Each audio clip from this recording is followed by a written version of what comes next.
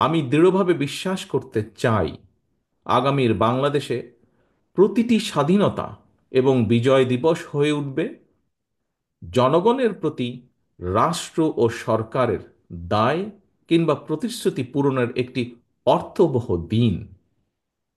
প্রিয় উপস্থিতিবৃন্দ, 1975 সালের নভেম্বরের পূর্ব পরিস্থিতি কিংবা মাফিয়া শাসনের গত দেড় দশক উভয় সময় শাসনকাল পর্যালোচনা করলে কিন্তু একটি বিশেষ লক্ষণীয় দিক ফুটে ওঠে। কি সেটি? উভয় সময়ই আমরা দেখেছি বাংলাদেশের স্বাধীনতা সার্বভৌমত্ব প্রায় বিপন্ন হয়ে পড়েছিল।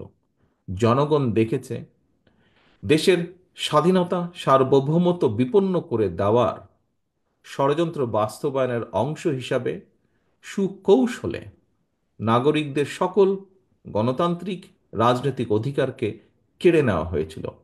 সানবিট সব দিবে সামাল।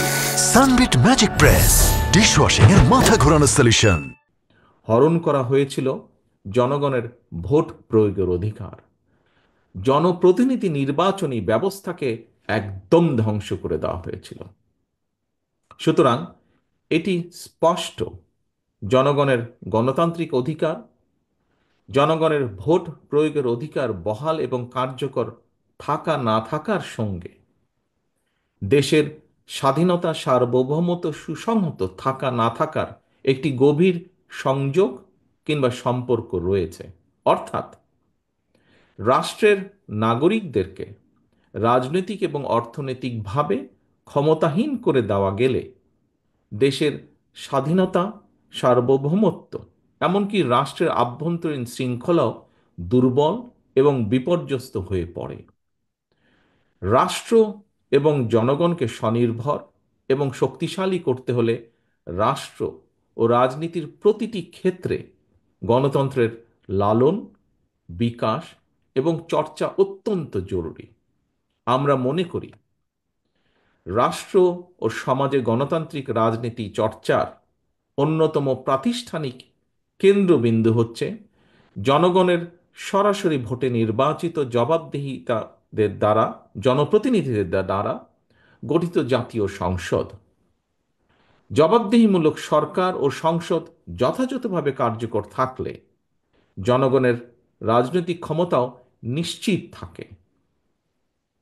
প্রিয় সহকর্মীবৃন্দ, আমাদের মনে রাখা দরকার, জনগণ শক্তিশালী না থাকলে জাতীয় ঐক্য শক্তিশালী হয় না। রাষ্ট্র ও রাজনীতির গুণগত পরিবর্তনের জন্য সংস্কারের বিকল্প নেই। তবে একই সঙ্গে এটিও মনে রাখা জরুরি, কেউ স্বৈরাচার কিংবা ফ্যাসিস্ট হতে চাইলে তার কাছে সংবিধান কিংবা প্রবিধান বাধা হয়ে দাঁড়াতে পারে না বা দাঁড়ায় না। বরং রাষ্ট্রের প্রচলিত বিধিবিধানকে উপেক্ষা করেই কোনো একজন শাসক স্বৈরাচার কিংবা ফ্যাসিস্ট হয়ে ওঠে। সুতরাং রাষ্ট্র এবং সরকারকে স্বৈরাচার বা ফ্যাসিবাদ থেকে সুরক্ষিত রাখতে চাইলে সুসংবদ্ধ বিধিবিধানের চেয়েও রাষ্ট্র রাজনীতির প্রতিদিনের কার্যক্রমে, নাগরিক জীবনের প্রতিদিনের চালচিত্রে গণতান্ত্রিক রাজনৈতিক সংস্কৃতির চর্চা অত্যন্ত বেশি জরুরি। প্রতিদিনের কার্যক্রমে গণতান্ত্রিক চর্চার মাধ্যমেই রাষ্ট্র সমাজ থেকে ফ্যাসিবাদের উপাদান দূরীভূত করা সম্ভব, দূরীভূত হয়ে থাকে। প্রিয় দেশবাসী, বর্তমান অন্তর্বর্তীকালীন সরকার কি করতে চাইছে? রাষ্ট্র মেরামতের জন্য অন্তর্বর্তীকালীন সরকারের আর কত মাস কিংবা কত সময়ে প্রয়োজন, সেটি জানার অধিকার জনগণের রয়েছে। সরকার জনগণের সামনে তাদের আগামী দিনের কর্মপরিকল্পনার রোডম্যাপ ঘোষণা করলে এটি একদিকে জনগণের কাছে সরকারের স্বচ্ছতা এবং জবাবদিহিতাকেই নিশ্চিত করবে, অপরদিকে প্রশাসনিক কার্যক্রমেও গতিশীলতা বাড়বে।